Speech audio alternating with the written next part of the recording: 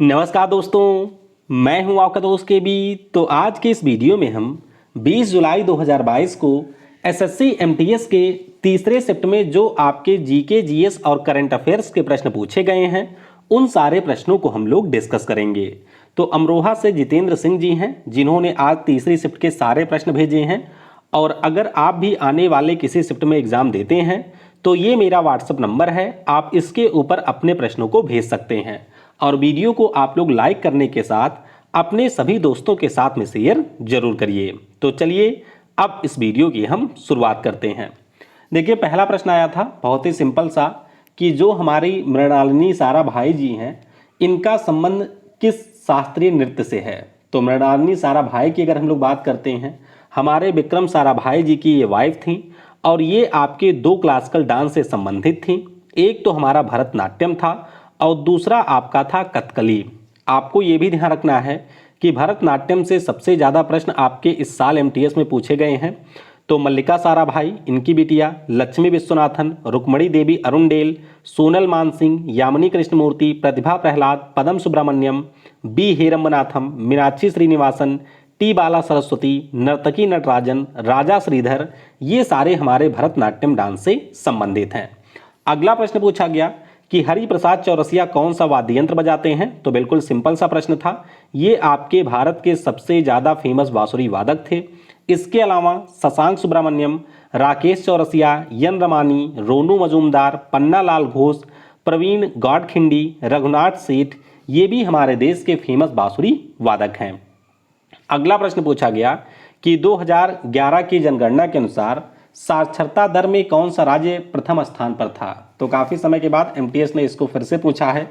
तो ध्यान रखिएगा, साक्षरता में केरल हमारा टॉप पोजीशन पर है। भारत की अगर हम लोग साक्षरता की बात करते हैं तो ये 74.04% है। अगर हम बात करते हैं सबसे अधिक साक्षरता कहाँ की है तो केरल की है। दूसरे नंबर पर आपका मिजोरम है। उसी प्रकार से न्यूनतम साक्षर राज्य की बात करें तो पहले स्थान पर हमारा बिहार है और दूसरे स्थान पर आता है अरुणाचल प्रदेश का स्थान। केंद्र शासित प्रदेशों की बात करते हैं तो लक्षद्वीप आपका सबसे अधिक साक्षर है। अगला प्रश्न पूछा गया था, ये कल भी शाम वाले शिफ्ट में पूछा गया था कि हाइड्रोजन का परमाणु क्रमांक कितना होता है। 3-4 बार एमटीएस पूछ चुका है तो आपको पता होना चाहिए हाइड्रोजन का परमाणु क्रमांक 1 होता है और इसका परमाणु भार भी 1 होता है और ये आपके पीरियोडिक टेबल का पहला एलिमेंट है। अगला प्रश्न पूछा गया कि निम्नलिखित में से कौन सा मौलिक अधिकारों से संबंधित नहीं है। तो आप सभी को ये पता होना चाहिए, हमारे संविधान में जो भाग 3 है इसमें आपको मौलिक अधिकार 12 से 35 के बीच में देखने को मिलेंगे। तो समानता का अधिकार 14 से 18, स्वतंत्रता का अधिकार 19 से 22, उसके बाद में शोषण के विरुद्ध अधिकार आर्टिकल 23 से 24, फिर हमारा धार्मिक स्वतंत्रता का अधिकार 25 से 28, एक आपका शिक्षा और संस्कृति का अधिकार है 29 से 30, एक आपके ऑप्शन में संपत्ति का अधिकार भी दिया गया था। लेकिन आपको पता होना चाहिए कि 44वें संविधान संशोधन 1978 के द्वारा ये जो आपके संपत्ति का अधिकार था इसको मौलिक अधिकारों से हटा दिया गया था। एक हमारा है संवैधानिक उपचारों का अधिकार जो कि आपको आर्टिकल 32 में देखने को मिलेगा। अगला प्रश्न पूछा गया, ए सूटेबल बॉय नाम की जो पुस्तक है इसके लेखक कौन है। तो पहले शिफ्ट में भी ये पुस्तक पूछी गई थी, तीसरी में भी पूछी गई, नाम इनका है करण जौहर। अगला प्रश्न पूछा गया था कि इनमें से कौन सा त्यौहार है जो कि अरुणाचल प्रदेश में मनाया जाता है। तो आपके सामने ऑप्शन कुछ इस प्रकार से थे, वांगला आपके मेघालय का त्यौहार है, सोलुंग की बात करते हैं तो ये हमारे अरुणाचल प्रदेश में होता है, पोंगल की बात करें तो ये तमिलनाडु का है, उगादी आपके कौन से राज्य का त्यौहार है ये आप लोग नीचे कमेंट में बताइएगा। तो फिलहाल इसका उत्तर हो जाएगा सोलुंग। अरुणाचल प्रदेश की अगर हम लोग बात करते हैं तो पंगसो पास शीत महोत्सव, संकेन त्यौहार, लोकू त्यौहार, ड्री महोत्सव, लोसार जो कि मोनपा ट्राइब मनाती है, न्योकुम त्यौहार, ये सारे हमारे अरुणाचल प्रदेश के त्यौहार हैं।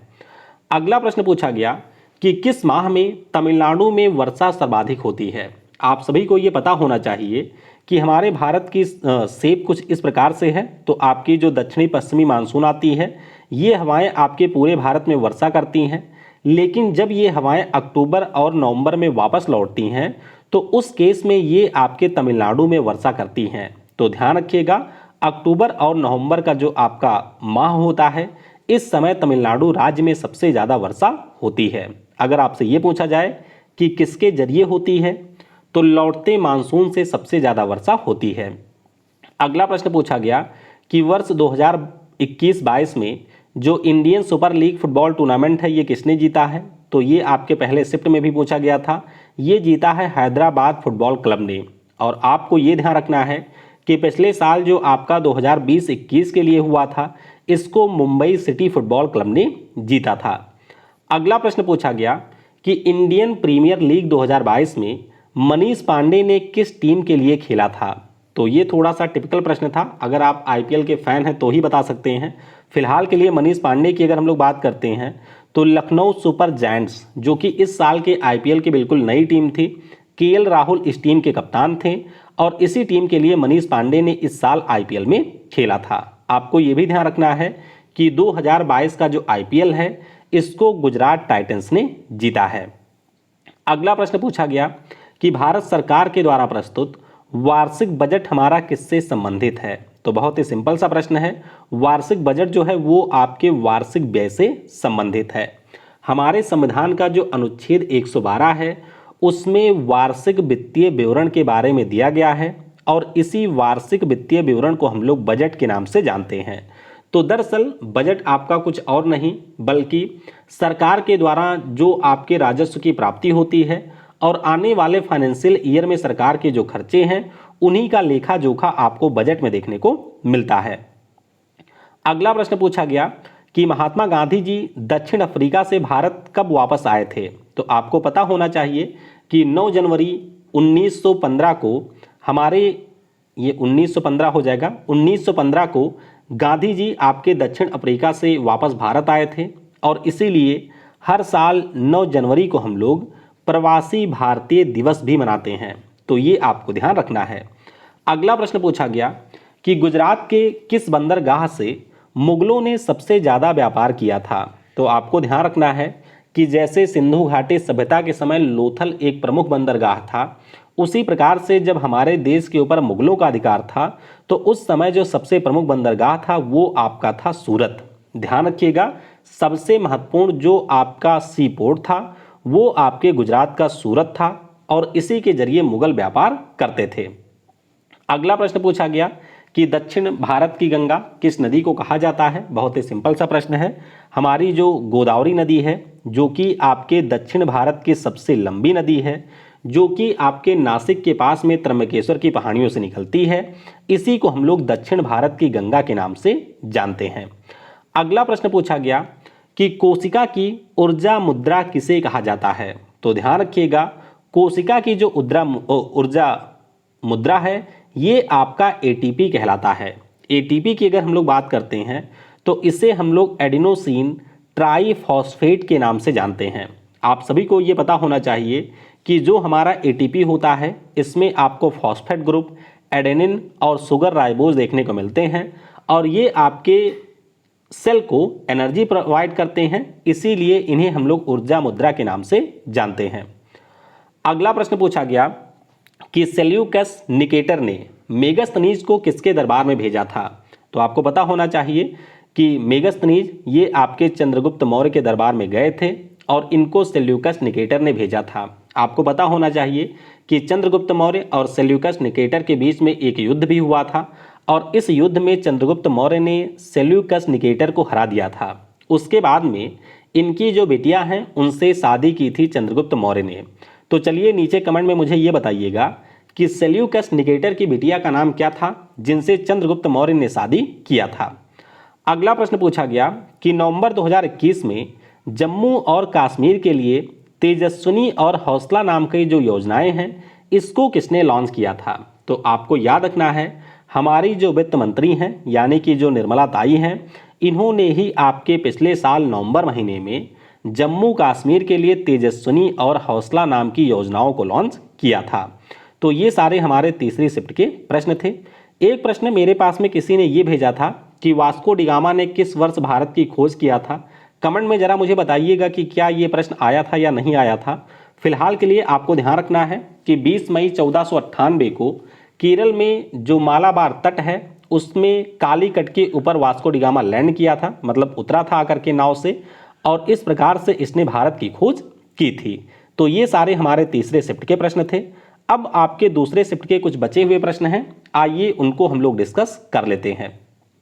तो देखिए, दूसरे शिफ्ट में एक प्रश्न पूछा गया था कि निम्नलिखित में से कौन सा स्तनधारी है।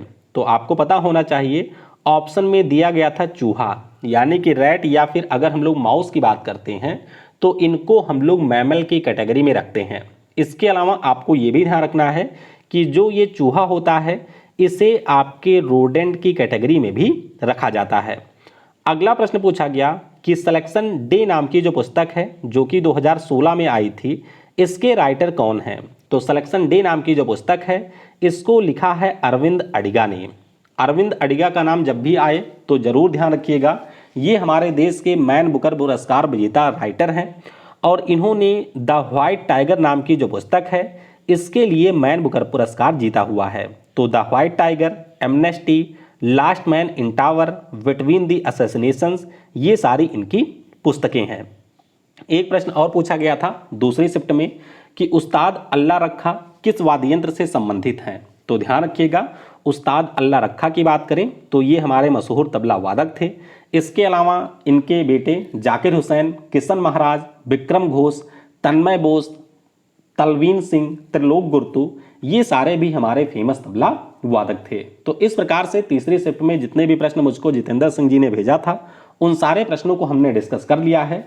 अगर इसके अलावा भी आपको कुछ प्रश्न याद हैं तो वो आप लोग नीचे कमेंट में लिख सकते हैं, जिससे जो आपके आने वाले शिफ्ट के वीडियो होंगे उनमें मैं उन प्रश्नों को इंक्लूड कर दूंगा। Thanks for watching. जय हिंद, जय भारत।